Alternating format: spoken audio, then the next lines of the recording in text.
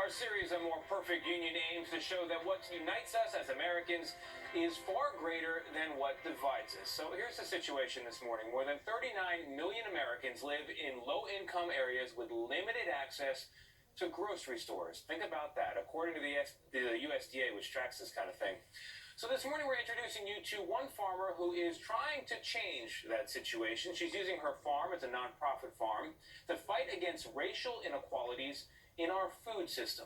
Errol Barnett now shows us how Leah Penniman is helping families eat healthier and also opening the door for the next generation of farmers. All of these are going to the refugee center tomorrow. Over the past 2 decades, this farmer and activist has plowed through history and traveled the globe. I spent 6 months in Ghana and I learned from the women farmers there. Using the momentum of the Black Lives Matter movement, Leah Penniman is stepping up efforts to combat racism and injustice in the food system. She says that while violence against African Americans deserves the attention it's getting, Black Americans are actually more likely to die from diet-related issues. I'm talking about the mortality rates based on cancer, diabetes, kidney failure, obesity, and heart disease. All of that can be linked All to of where that you get your food. can be linked to whether you have access to fresh fruits and vegetables. That it does not say that food issues are more important. I think fundamentally we fail at creating a racially just society if we don't address the interconnectedness between the issues of mass incarceration, food injustice, housing discrimination, and so on.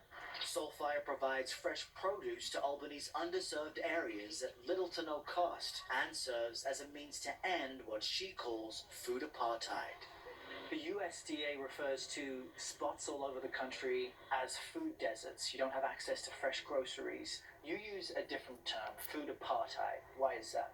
The problem with using desert is it implies a natural phenomenon, but there is nothing natural about whole communities who don't have access to supermarkets. So the reason we call it food apartheid is because apartheid is a human-created system of segregation, and anything that humans create, we can also undo. Penniman is also helping to educate young aspiring farmers like Justin Butts, who runs his own business raising pigs.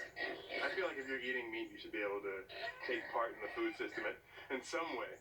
Then there's mother of 2, Tashaya Ellis. We're getting fruits and vegetables, things that they wouldn't have had otherwise. So access is key, especially in Troy, where we don't really have any grocery stores that people who are walking can get to. Thanks to the resources provided by the Soulfire farm, Ellis is able to pay it forward, building a community garden in her backyard.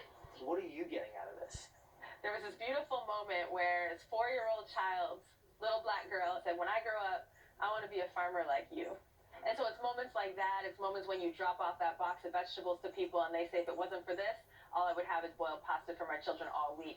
That feeds me and makes me feel like I'm living, a worthwhile life.